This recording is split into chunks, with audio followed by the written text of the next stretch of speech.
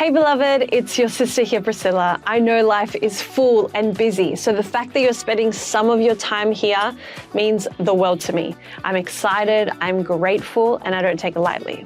My heart is to make every episode you spend here absolutely worth it.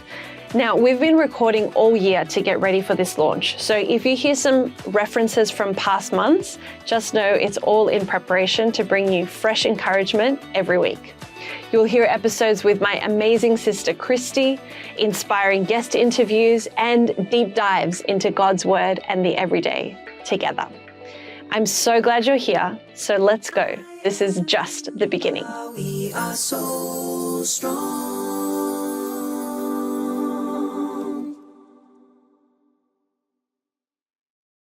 Okay, welcome back to another episode of the Soul Strong podcast. I am so excited because today we have our very first male guest on the podcast. Oh, the pressure. The pressure. It's immense. It's very exciting. I've been wanting to interview you for a long time. I'm honored to be here. So this is going to be a really, I think it's going to be an interesting, fun, enlightening conversation. But before we get into it, tell us a little bit about you, where you're from. You have an accent. My name is Eddie Hypolite. I am a Londoner, London born and bred, of Caribbean heritage. My family emigrated to London during the 1960s, during the Caribbean migration from the Caribbean to England after the Second World War to build. The Call of Empire. It was the Call of Empire. And so I was England called. England called and because Australia did that in the 70s and the late 60s. They called, and that's how my mum's side came to Australia. So I didn't realize that England had called too. Oh yeah, England called. So the Caribbean landed in England, and so I was born there. Yeah. I am a pastor by vocation. Yeah. And an educational consultant. I think a lot of people don't know that I've actually been an educational consultant longer than I've been a pastor. Yeah, I did not know that until the last time we talked. I was like, what? So cool. And before being a pastor, I was a residential social worker. Oh, wow. So my background How old are you? Just kidding. You just feel like you have had a lot of lives. I feel like I've lived a lot of lives. But I just recently turned 60 in April. Oh, wow. I just turned 60 Well, happy in birthday. April. Thank you. At least belated, And but it's been a wonderful journey. I've been living here now 12 years. My wife and I came here 2013. Wow. I am the father of a beautiful 21-year-old and the husband of, a queen. Yes, we've been married 32 years. Believe me, she's loved me way past my love by date. My love by date. Way past my love by date. But she is the foundation. Whenever whenever my daughter and I take a picture together and we post it on social media, she always comments, "My heart beats." My heart beats. But I say, yeah, but you're the heart. Yes. You're the heart. Yes. We're just the beats. Yeah. You're the actual heart. Yeah. We're just the beats in your world. So, currently I run a consultancy. A resilience and leadership consultancy. Nice. But I am studying full time. I've gone back to study. Wow. I call it, I've gone back to studying for my sins. I've gone back to studying. So I am about 60% through the process of doing my PhD. Wow. In education. I've come all the way back to education. Yeah. From theology. From sociology as well. And so I've come all the way back to education. So that's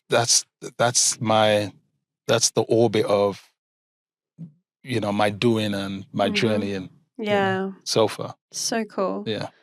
Which brings me to my first question that I wanted to ask you.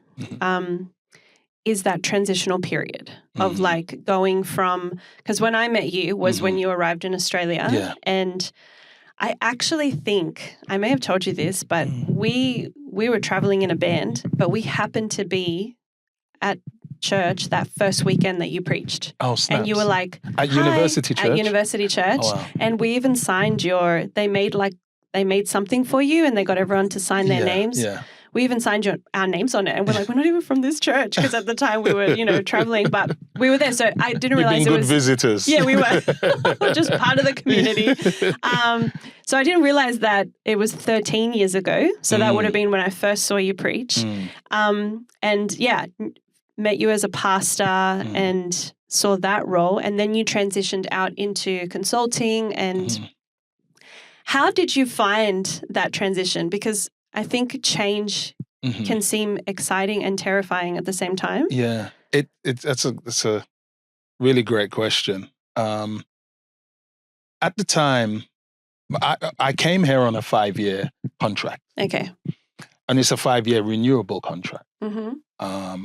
For whatever reason, once we got here, it was decided that they didn't want to renew the contract. Wow. So it was like, thanks, bye. Yeah. I was like, oh, okay. Yeah. So you were almost like we were catapulted into a transitional season. Yeah. Literally. Yeah. But the transition into where I am now came because I could have gone back to England. Yeah. Actually, England had an obligation to employ me. And then I'd got an offer, I'd received an offer from the States to come out there and pastor. But once that contract had finished, Priscilla, I was 16 years into ministry. And it was a real crossroads for me, because the question that was in my spirit was, what do you want to do for the next 16 years of your calling? I've always believed that employment comes from the church, but the calling comes from the kingdom. Good. Yeah. It comes from the kingdom. Good. And I had a sense that I had loved pastoring for 16 years, church planting, but I had amassed so much experience through my ministry, so much social ministry, so much cultural ministry, so much experience in terms of the world church. I've literally I would say, maybe for 12 of the 16 years, I had traveled literally every year, a minimum of 5 times a year, around the world church preaching. So you got to see such an incredible exposure. And so, absolutely. So at the end of, year 16, with this transition happening, I just felt in my spirit, no, the church can get more out of me. Okay, yeah. I've got more, I feel like the kingdom had created so much in me. And so I felt, I want to step away from pastoring. And so it was a combination of being catapulted and at the same time, just this context, and this, space that had opened up. And I remember praying about it and asking the Spirit's permission. Can I often tell the story. I asked the Spirit, can I just move outside of where I've been for 16 years and serve the church out from outside of the church? And I always tell the story of the Spirit looking at me and like, really? It's like, yeah, like, you sure? I'm like, yeah. Spirit saying like, okay. You sure? Yeah. But I had, and I think it wasn't the Spirit discouraging me. The Spirit was kind of, I feel, grounding me in what was taking place. Because once I stepped outside, understanding that, no, you've stepped outside and this is where you are now.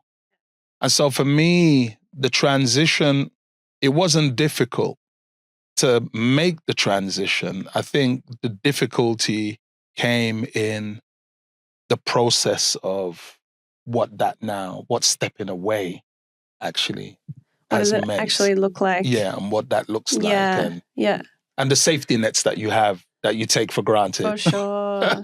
Because Working for the organization. so much of your identity can come from your absolutely. place of employment. Absolutely. So I love that you talked about how the calling is actually from the kingdom. The calling's from the kingdom. Which is what we've spoken about this before, which is the seed that was planted in us at a very young age before an institution ever came along. Before they knew your name. That's right. Anything. Yeah. And I love that it's just but we are, like, as soon as you meet someone, you're like, hey, what's your name? What do you do? Like, that's immediately what, and we can place so much emphasis on who do I work for? On the doing of our humanity. That's right. Yeah, the doing and who do you work for? And if that's taken away from you, who are you? But my question is always, well, who were you before you had that? Because that's who God called. Yeah. Yeah. Yeah, whoever you were before all the trappings, before the ordination, before, preaching around the world. Whoever you were before then, that's who the kingdom called. That's right. Yeah. All the kingdom has done, all the church has done, and rightly so, is they've made space for those gifts that the kingdom has placed within you to find, to find their ministry and to find their exposure. So when we are in transition seasons, because for some of us it might have been we were forced into those seasons, whether employment or maybe a family situation. I was talking with friends over the weekend how just their elderly parent getting sick has caused a lot of transition for them, because now they moved from interstate to come and look after. So that's transitions that they probably didn't anticipate, previously in the 12 months leading up to them and things like that. There might be transitions even having a baby. That's another thing that you're catapulted into. I know that one of your things is resilience, which I'm so excited. I love it so much. How do you keep your resilience in those transitional times? I think by realizing that resilience isn't a static thing. Okay. The traditional idea of resilience is people use a rubber band. Yes, that's exactly what I think. It was the bounce back. Yeah. Yeah. Pull that rubber band 100 times. Yeah. It don't bounce back. It eases back. Wow. So you can't use the rubber band. Yeah. You know what I mean? You can't use the rubber band. The memory of what a rubber band is just one thing. A human is not a rubber band. So resilience isn't about how you bounce back. Resilience is about how you remember and grow in. That's what it is. Resilience is about how you grow in, because life is going to pull. Life is going to stretch. Life is going to, upend. But in the time that it pulls, stretches, and upends, it reveals things to you about you. Yeah. Yeah. And that's your growing space. Also, it obscures the remembering of you. Yeah, okay. And what upheaval does, it tells you a different set of stories about yourself. Oh, you don't have what it takes. Oh, you're weak. Oh, I'm just so unsure of myself. Oh, I'm never going to get out of this. Oh, I'm just so stuck. That's what the upheaval is doing. It's telling you stories. And resilience is about remembering who you were before the upheaval happened. Yeah. And coming not only back to remembrance of yourself, but now that you've got the armor of, oh, no, that's not me. Then, okay, what's your growing space now that you've realized that? Because this is a time of upheaval. This is a time of ending. This is a time of change, and resilience is about remembering and growing in. So that when you remember who you were before, you're actually like, I don't like the word better version, but you've grown. So you're not exactly who you were before. No, because this situation is now changing you. Yeah. Yeah. If you've been upended from one direction, if I've been upended from one direction of ministry, and the Spirit has used life to upend me from one direction of ministry, yeah. All right. Who is the remembrance of you, Eddie? Who are you outside of all of this? Who are you outside of, people calling? Who are you outside of that? Who are you outside of this church and this ministry? Who are you outside of that? And once you remember, and once the Spirit affirms who you are, then that's your growing space, because you still have to grow in that space. You still have to grow from that space. I always say that upheaval will tell stories to you. Upheaval and change will tell stories through you. And if you allow it, it will even tell stories about you. Yeah. But what resilience and remembrance does, they give you the ability to tell the stories of you and tell the stories for you, independent of everything that's taking place here. So independent of everything else, I am a man that is loved, and I am a man from a family that is seen, and I am a man led by the Spirit who has gifted me with the ability to connect humanity and make humanity feel comfortable where they find themselves, so that they can come out of.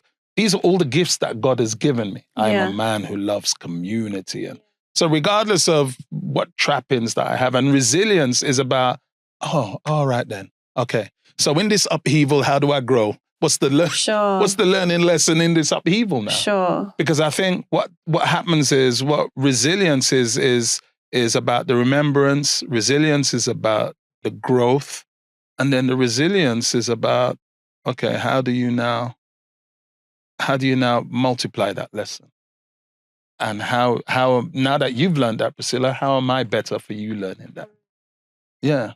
So when you've stretched the band so many times, you start recognizing in the next stretch, okay, this is an opportunity for resilience. Yeah. It's a opportunity for resilience. But what I'm saying is, you can't always use the rubber band. Yeah. Because the resilience of the band is its ability to stretch back and come back strong. Yeah. But you stretch a band. Yeah, it loosens. Yeah, it loosens and it doesn't come back strong. So you can only use a rubber band so much. Yeah. We do come back, but we do not come back the same as we was. And resilience is about realizing, no, you're not going to come back the same as you was. Yeah, that's right. Yeah. Resilience is about being stretched out of how you were, if for want of a better phrase, in order to grow into this new space. And I think we fight that type of stretching, and we fight that type of change because for the most part, we have to do it alone. Yeah. In Jamaica, they say every tub must stand on its own bottom. Okay. And it's the truth. Every ship and every tub stands on it. It sits in the sea on its own bottom. Yeah. But on the other side, this is the kingdom. So you're never going to be alone. God is always going to find you your community. Yeah. Yeah, it's the kingdom. I remember one time, I think it was about a year and a half ago now. I'm fuzzy on the time, but I remember going through a tough season and recognizing, I think it was the next day or a couple of days later, after the shock of whatever it was. I couldn't even tell you what the season was, but I remember thinking to myself, oh, this is a tough season. And as soon as I recognized it, my perspective completely changed. And it was like, oh, okay, so what am I going to do about it?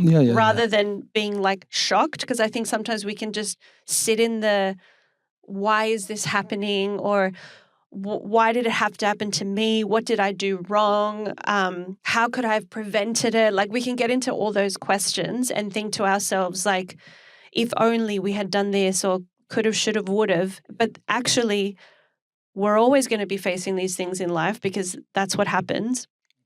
So I I want to speak. I was so interested. I found this article. I hope I can find it now. Oh yes, and you said, I feel so like I've done my research about you.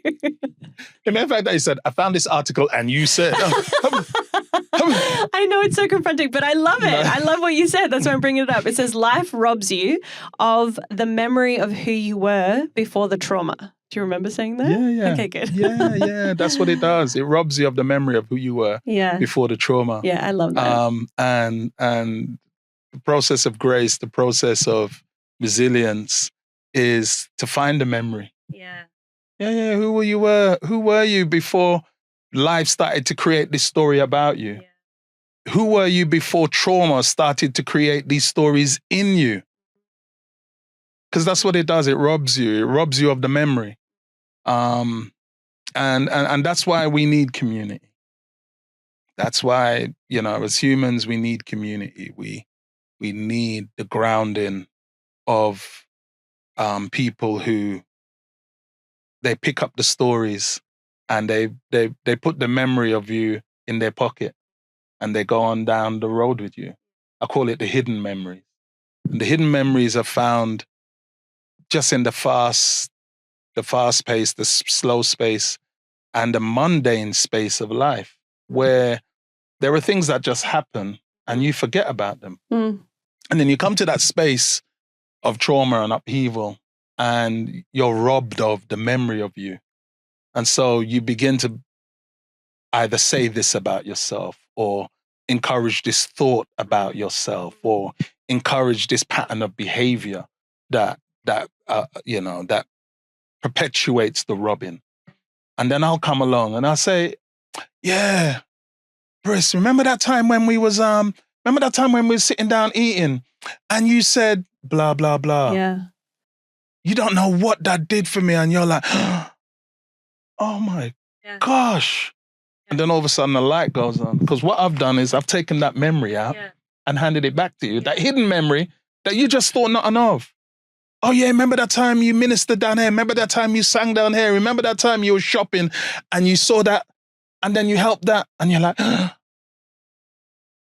and that's why we have to journey.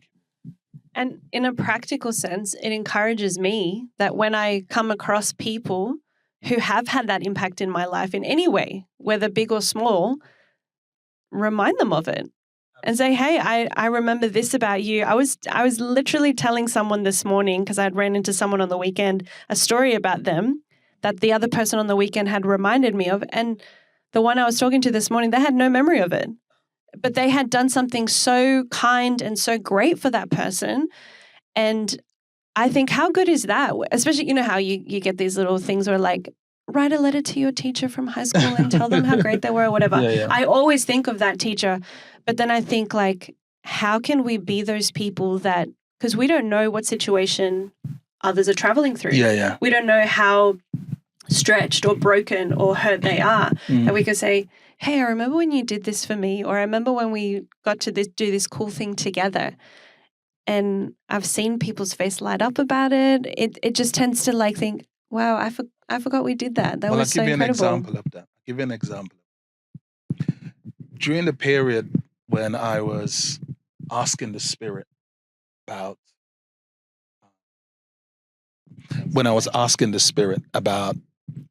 being in this new season, I remember I was going to see my employer, and there were times when God speaks to me and I hear him audibly.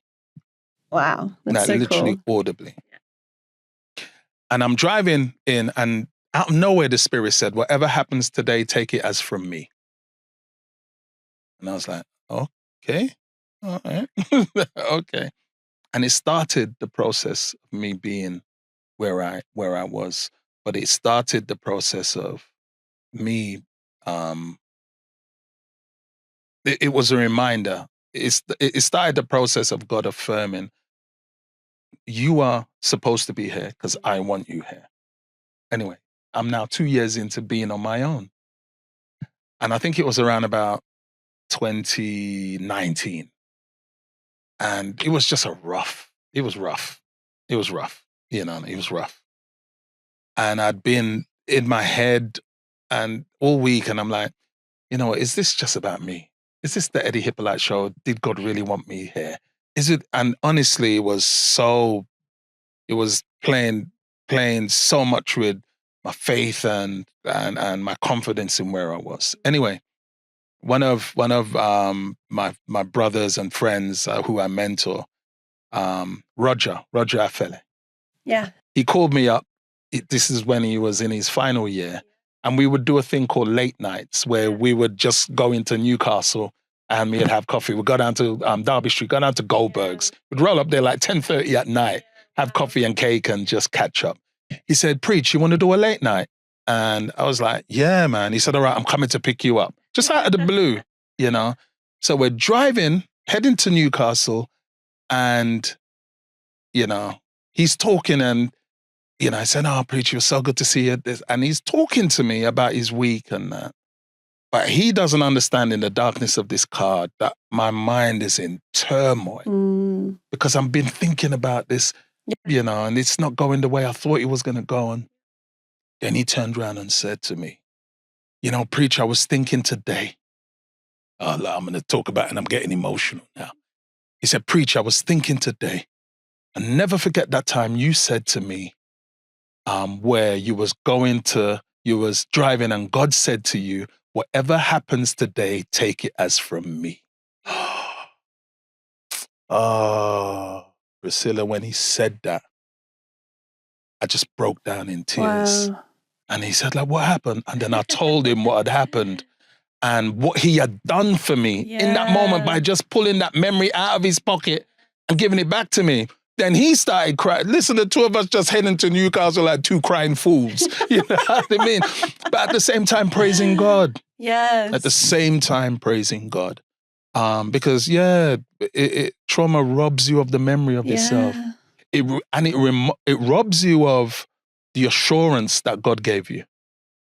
The remembrance of yourself in that time when God assured you. Yeah, it robs you all of that. Robs you of all of that. And that's why we need community. That's why we need to travel together. That's why we need to be vulnerable enough to actually share and have people close enough to us so that they can see those moments. Yeah. See the moments that we just like think nothing of and as it were, just let it drop out of our pocket like loose change, but they pick it up and they stick it in there and they continue to walk with us. Because somewhere along the line, God is going to say, hey, give them that loose change that fell out. That's right. Yeah. Give them that loose memory that fell out of their pocket. They need that right now. Yeah. They need that right now. That's so good. Yeah. I'd love to speak about transparency and that authenticity and how, like, especially for women, we can have this, like, there's lots of reels right now. You probably don't have it in your algorithm, but it's the whole, how am I supposed to sleep 8 hours a night, eat all my protein that I'm supposed to, feed my kids, get them ready, get my house clean, go to work, spend time with my husband, have like this very like curated life and not fall apart.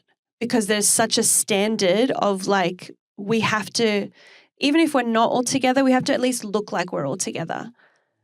How do you speak into being transparent, being vulnerable, and how that actually builds that resilience within us, or even just allows us to come above water and take a breath for a second? I think the word that you use kind of hits the nail on the head. You have to decide whether you are living a curated life or just living a life. Because if you're living a curated life, I don't actually know how to help you. Yeah. Yeah, because you're not living a real life. Yeah. You're not living a real life where people do fall apart. Yeah. You're not living a real life where people don't know how to do all of that. In real life, people don't know how to. And I feel that women already have so much of an uphill battle that they can be self-coerced. I mean, they're already being socially coerced. An algorithm is already coercing them into living a curated life. And a curated life curated life is not your life, because your life, life isn't censored. Life isn't censored. The great Juanita Powell always says that life isn't censored, and because life isn't censored, you can't afford to live a life that isn't reflective of your fears as well as your triumphs, of your ups as well as your downs, of your invincibility as well as your vulnerability. You can't be afraid to live a life that isn't reflective of all of it. So how do you do it? Well, I feel that the first place that you do is reject all the social ideas and the social media ideas of who you are supposed to be, and lean into where you are, the community that you have. And when I say the community, I'm talking about your family. If you are married, your partner, if you have children, that community. If you are on your own, that community of yourself. If you are in on-off relationships, that community of yourself. Be honest about where you are. Be real about what it represents. And be truthful about how you are or how you aren't doing in the midst of it. I think that's the only way you can. And then don't seek to be a curated person. Be a person who lives. Be a person who's not afraid. Now, transparency, I think people think that transparency is about telling every aspect of your story. Yeah.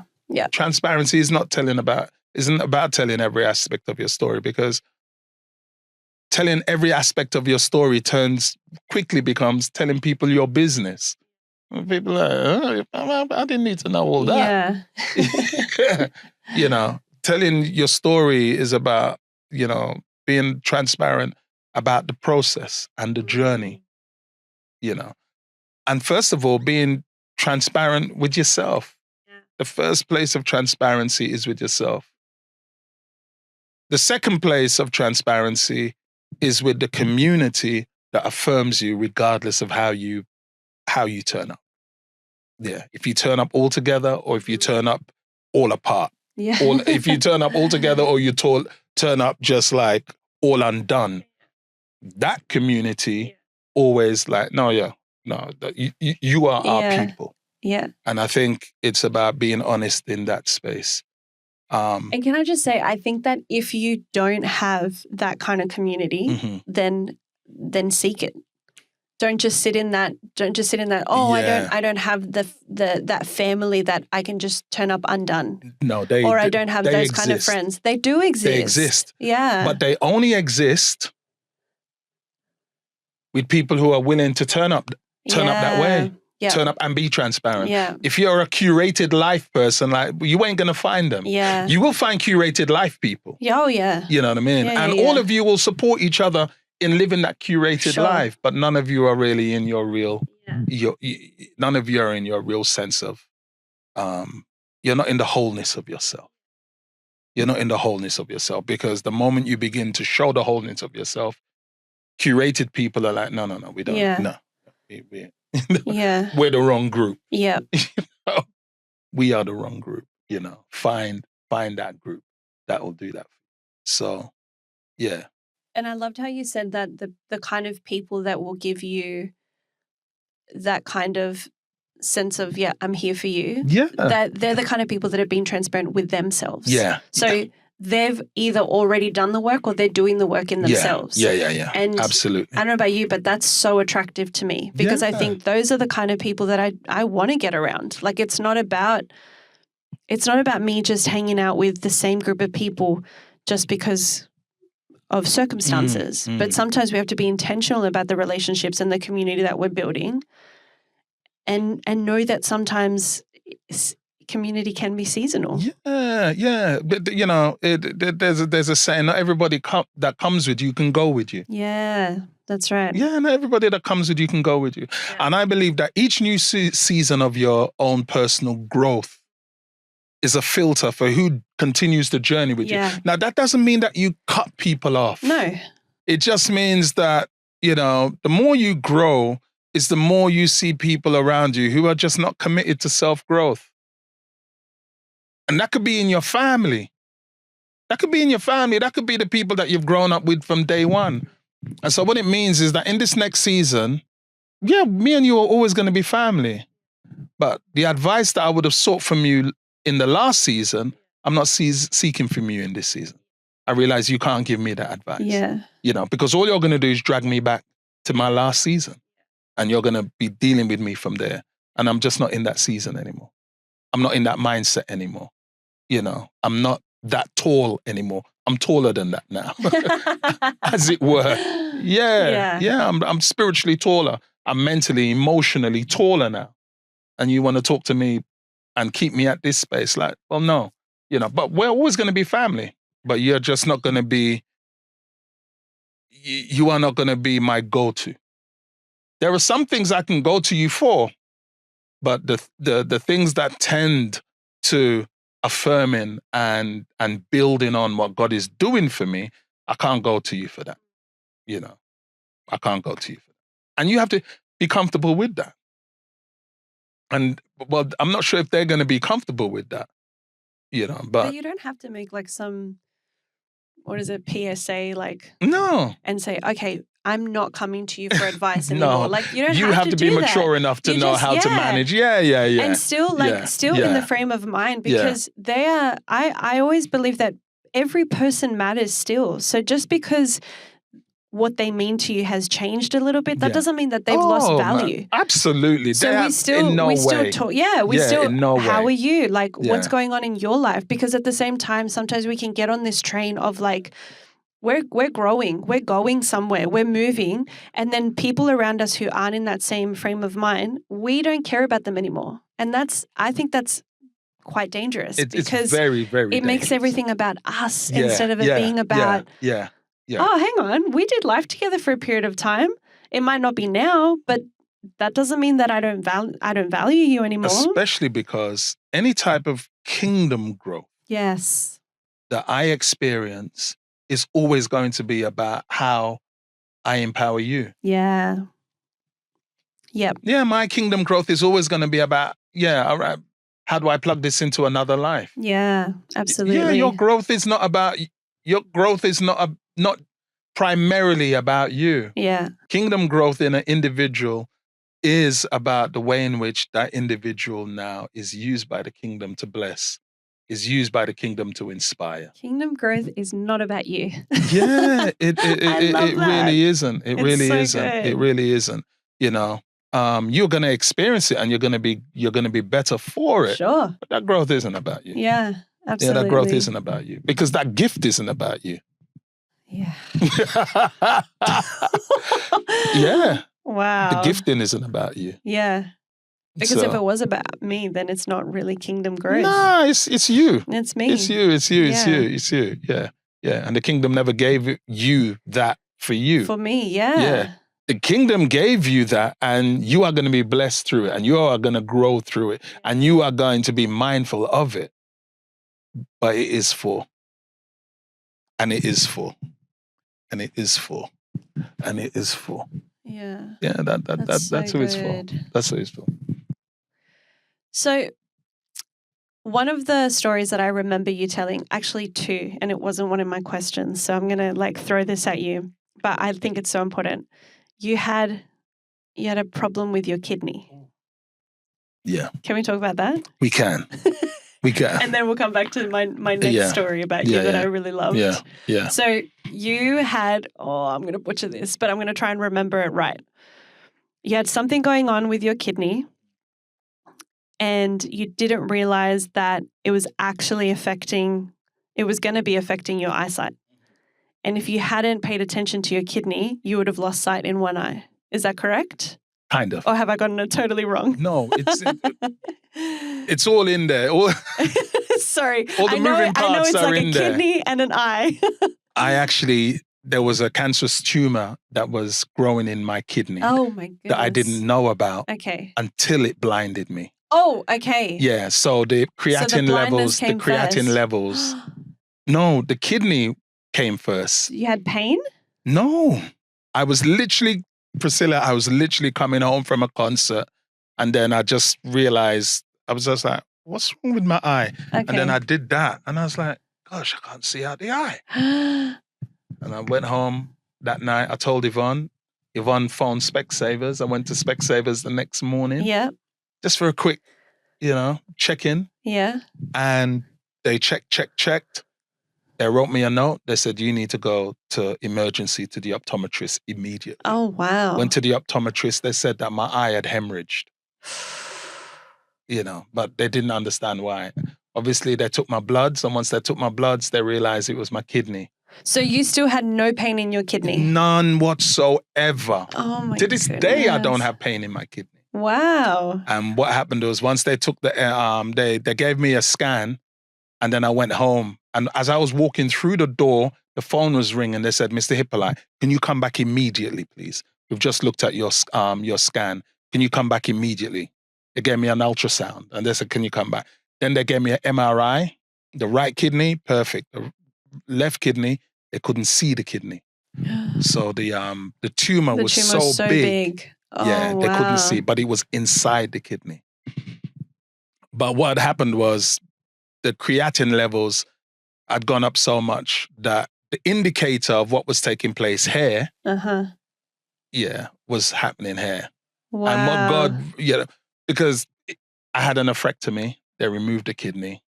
And then after 9 months, I went back to work, went back to ministry. But I went back depressed.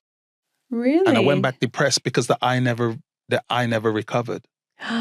So it's the macular valve, which is the focusing lens, the macular lens.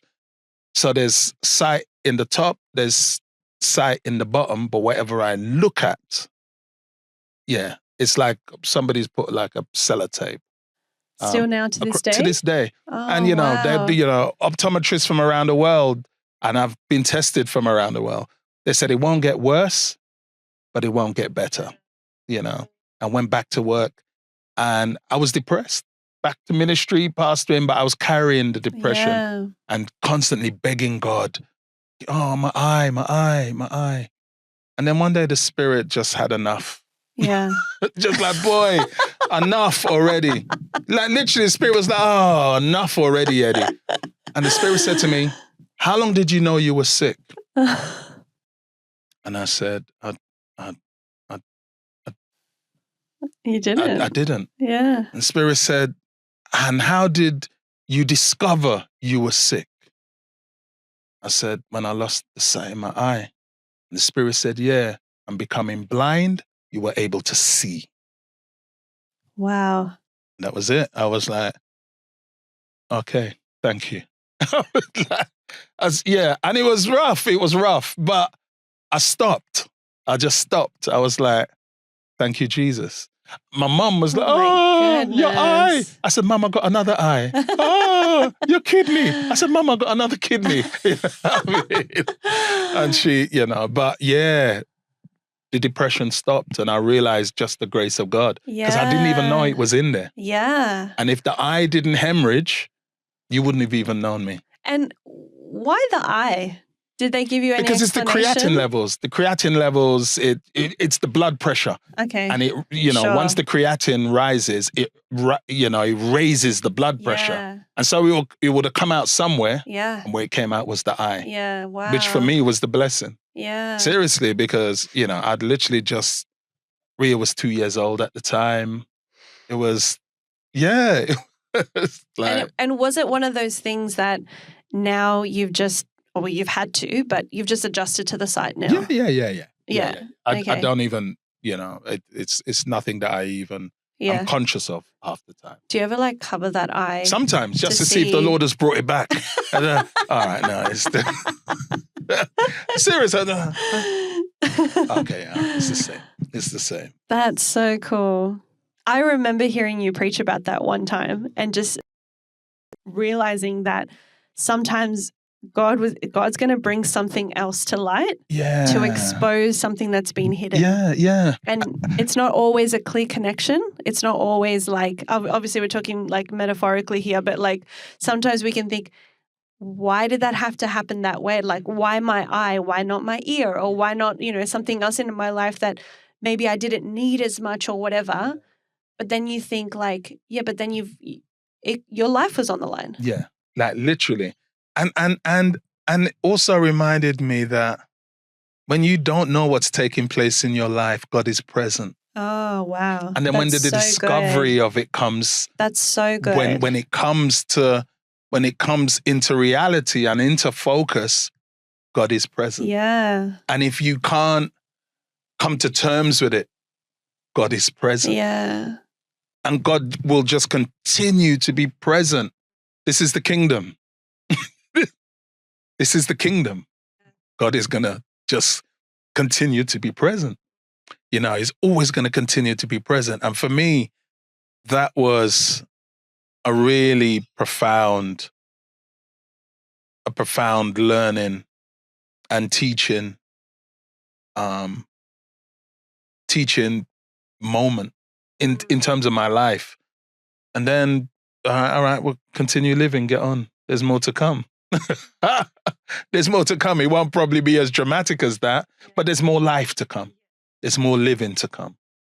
You know what I love about that is that sometimes we have these like incredible moments of like come to faith moments, and then we hang on that story for 20 years. But God is always doing something. So here you are, full-fledged pastor, probably weekly, if not multiple times a week, preaching to other people about strength and courage and God's got you and all of that. And here you go into this life-altering situation and as soon as you say Ria was 2, that just puts everything into perspective. Like it's like, oh my goodness, this is like, hold the phone. This is something we have to address. And then God still gives us moments where he'll change us and radically transform us if we allow him to, because sometimes we don't. And sometimes we walk through seasons and we still get depressed about our sight. And I love that God is always a transformative God. Like he's always got the ability to change you. And always present. Yes. Always present. Yes. And I think that's what we lose sight of. And upheaval will do that. Upheaval can obscure the presence of God, and God has his ways of just reminding us. And in that, he was like, yeah, life isn't censored. Yeah. And so I am going to show up in the beauty and the ugliness. Yeah. So good. Yeah, I'm going to show up. And I want you to be aware that I am going to show up in both places. Yeah. And I want you to be aware that both places are going to show up in your life. Yeah. The beauty and the ugly is going to show up, but I'm going to be present. Yeah. I'm going to be present. So good. Yeah. I want to finish off with talking about your mother. Oh. Because from the specks of conversation we've had, she seems like she's one of the most important people in your life. Yeah. You talk very highly of her. Yeah. Which I love that, being a mother of sons. Because she seems like she was a pretty incredible woman. Yeah, she was. She came to faith when I was about 7 years old. That's my son's age. Yeah. And so I grew up I asked my mum when I was in my 40s. I said, Mum, why did you never remarry? You know what I mean? I might have been in my 30s, 40s. Mum, why did you never remarry again? She said, boy, my mum and my dad had 10 children together. 10 children. At the time, there was 9 living. 1 died as a baby, older brother. And my mum, She said, after your father left, and left her with the last 5 to raise on her own. After your father left. Were you in that last 5? I was in that last 5. Yeah. I'm the baby of my family. Oh, you're the baby of the 10. I'm the last born. I'm the last born. Wow. You know what I mean? I'm the grateful sperm that made it, that found the egg and made it to the Hypolite party. The grateful one. Just made You know it. what I mean? I'm serious. I'm just glad that they had enough energy just for that 10th, you know? She said, after your father left, Jesus met her. And Jesus said to her, he spoke to her through the prophet Isaiah. He said, Phyllis, now that your husband has left you, I will be a husband to you. I will be a father to these children. And I will take away the reproach from your name. And so she was like, all right. That's incredible. Yeah. And I've always said, and my mum actually, after my father left, she never remarried. As a matter of fact, my mum never brought another man into the house. I've never seen my mum with another man.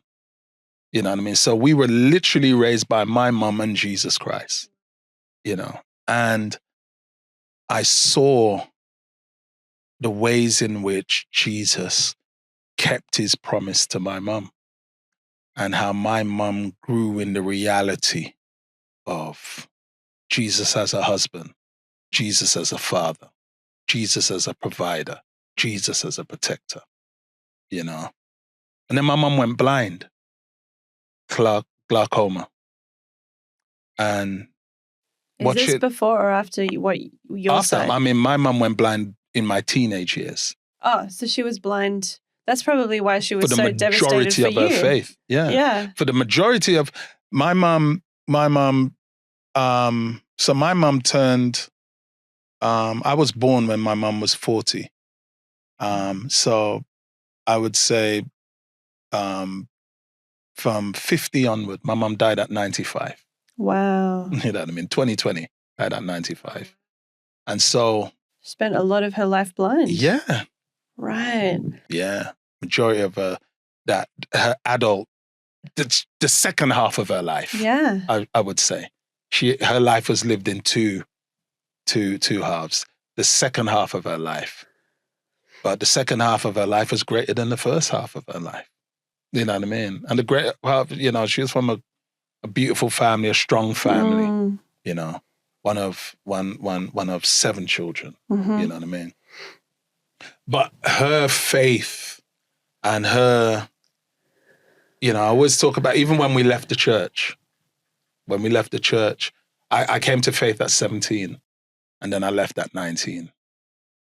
And I always talk about the fact that my mum's prayer and faith cast the shadow of the cross across the streets. So when I went back to the streets that I came from as a teenager, because I had a very troubled teenage life, when I went back to the streets, the shadow of the cross and her prayers just followed me everywhere. Wow. Followed all of us everywhere. And it was interesting, you know. The shadow of the cross of her prayers followed you everywhere. Followed me everywhere. And I remember. It's incredible. She said, you know, I think it was, when was it? 1990. She was praying, Lord, bring Eddie back to church. Bring Eddie back to church. Please bring Eddie back to church. And she said, the Spirit said to her, Phyllis, you have to stop praying that prayer and pray this prayer. And then when he told her the prayer, she was like, no, I can't pray that. And she continued, Lord, bring Eddie back to church. Spirit was like, Phyllis, you have to stop praying that prayer and pray this prayer. You know what the prayer was? The prayer was, anyhow you're going to save Eddie, just save him. Oh, wow. And he wanted her to submit to that prayer. Sure. But she was like, because she knew the life we were living. Yeah. She was like, I want to pray the prayer that I got control over. Bring him back to church. Yes. And the Spirit was like, no, Phyllis, you know. And it was the relationship she had with Jesus. Jesus was like, they're my children too, Phyllis. Yeah. They're my children too. Now I'm asking you to pray this prayer and trust me. And I remember Because God doesn't need a church to save you. God was in the street saving me. Mm-hmm. God went in the church saving me. Mm-hmm. God came to the street. That's what a father does. Mm. God is Wow. not, God, God is not the father who creates humanity and and abandons them. God is the father who creates humanity, and when humanity leaves, he goes looking for his children. Yeah. You see that in Genesis. Yeah. Adam, where are you? Where are you? Yeah. He goes looking for his children. Yeah. And so, yeah, God didn't need the church. And she started praying that prayer. Anyhow, you're going to save Eddie, just save him. She started praying that prayer 1985, because we had left, 1985. And January 1986, in different parts of West London, all of us were arrested the same day, didn't even know.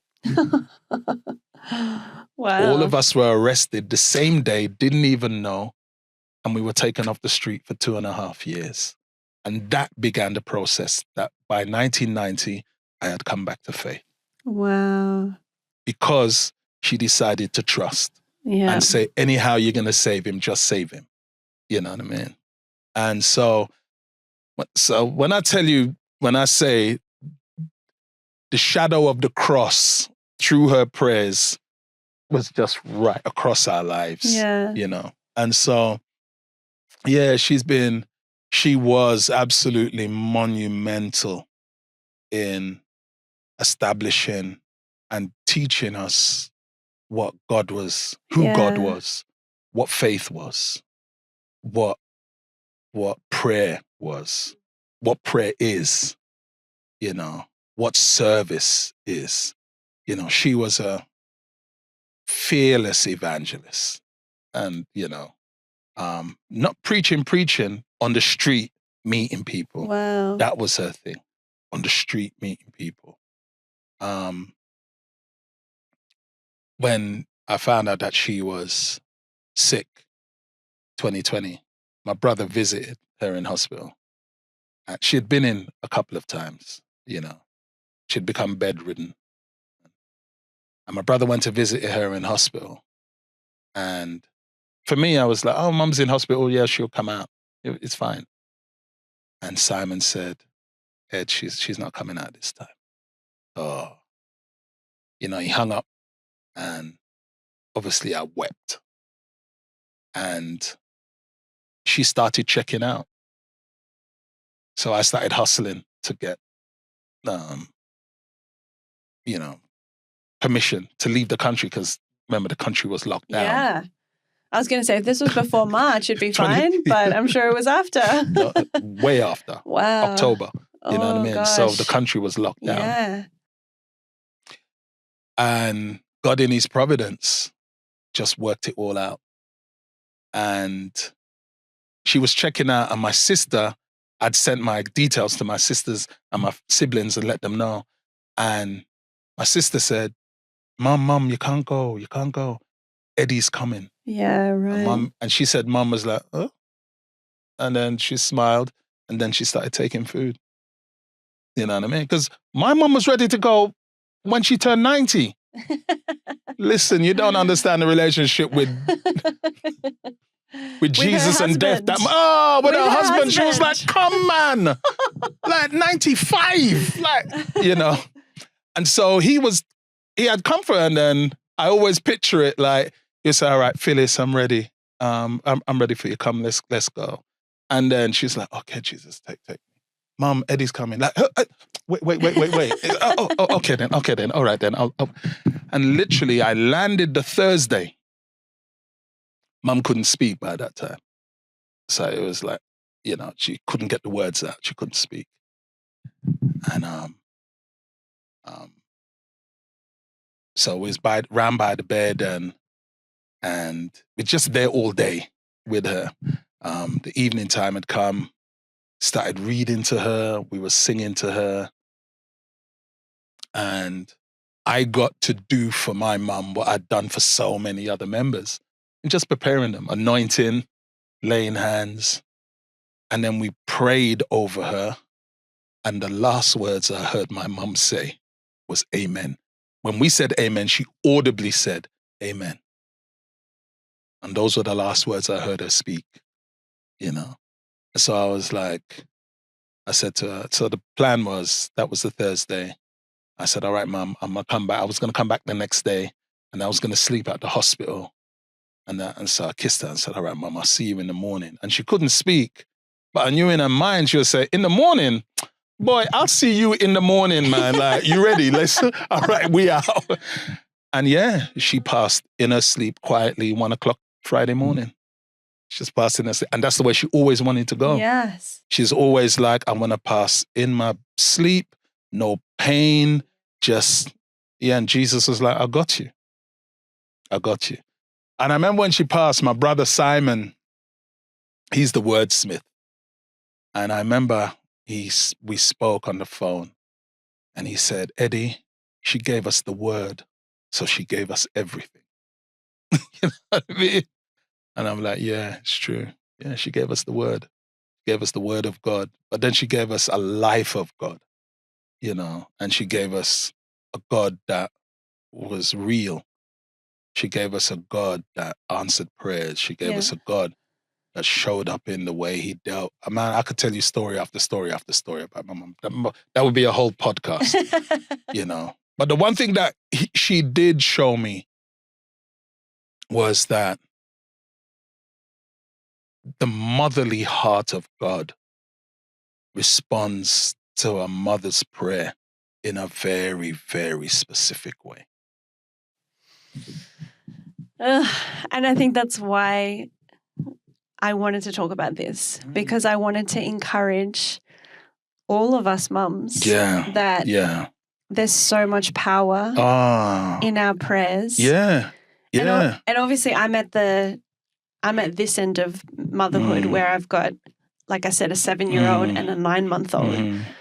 And yet I have friends who they've got an 18-year-old now, and they are releasing their kids into the world in the sense of, is my child going to choose Jesus? Like we've taught him to we've taught them to choose Jesus. But I just love how encouraging this story is, because it's like, well, Jesus has chosen them. I was literally going to say the same thing. Yeah, are they going to choose Jesus? Jesus has chosen them. Jesus has chosen them. Just send your prayers after them. Yeah, that's right. Send your prayers after them. Yeah. Cast the shadow of the cross. Yes. And your prayer and your faith across their life. That's right. Yeah. It won't. Yeah. I used to have this prayer that I used to pray when I used to get arrested and locked up in the police station. Okay. And the prayer was this. Lord, if mum finds out, this is going to kill her. Jesus is like, yeah, it's true. Boom. Released. Locked up. Jesus, if mum finds out, this is going to kill her. Jesus is like, yeah, it's true. I remember one time I got locked up and I just absentmindedly pulled out the prayer. Oh, Jesus, if mum finds out. And Jesus said to me, and if she dies, she dies. She's mine, not yours. Oh, I had to pray then, but I was like, oh, Lord Jesus, please. I want to see my mom again. Please. And Jesus is like, all right.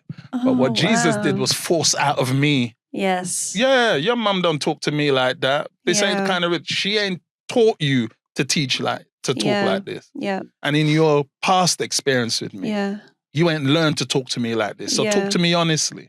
Yeah. Oh, Jesus pulled a real prayer out of me. And then I got out. Wow. You know what I mean? Jesus, all right, now you've prayed. All right, I'll answer that prayer. Yeah. And so, it's send, cover them with your prayers. Yeah. Cover them with your prayers. I'm serious. The heart of God, God says, I am a mother. Mm-hmm. I am a father. I am a mother. I love as a mother. Mm-hmm. The heart of a mother that I have placed in a woman. Mm-hmm. The heart of a father that I have I have placed in a man. You know, the love. Yeah, just it's. But God's. I don't know. God responds to the prayers of a mother Mm. in a specific way. There's Mm-hmm. something about prayers of a mother that moves the hand of God. Mm-hmm. God will stop a whole world for you. Yeah. As a mother, he will stop a whole world. So for you. good. Serious, he will. And so you have to draw on that. Yeah. You have to draw on that and lean on that and lean into him. And lean into him, especially with our children. Mm-hmm. Especially with our children. Oh, Pastor Eddie Hypolite. Oh, this has been good, man. Thank you so much. Oh, it's been a pleasure. It's been phenomenal. Thank you. Thank you for holding space, for me and allowing me to be, to share. I love it. I'm just so grateful that you've spoken not only vulnerability and transparency in your story and in your journey, but you've educated us on how to do this life in a way that is God honoring as well. Absolutely. I'm just so grateful. There's so many takeaways from today. So thank you so much.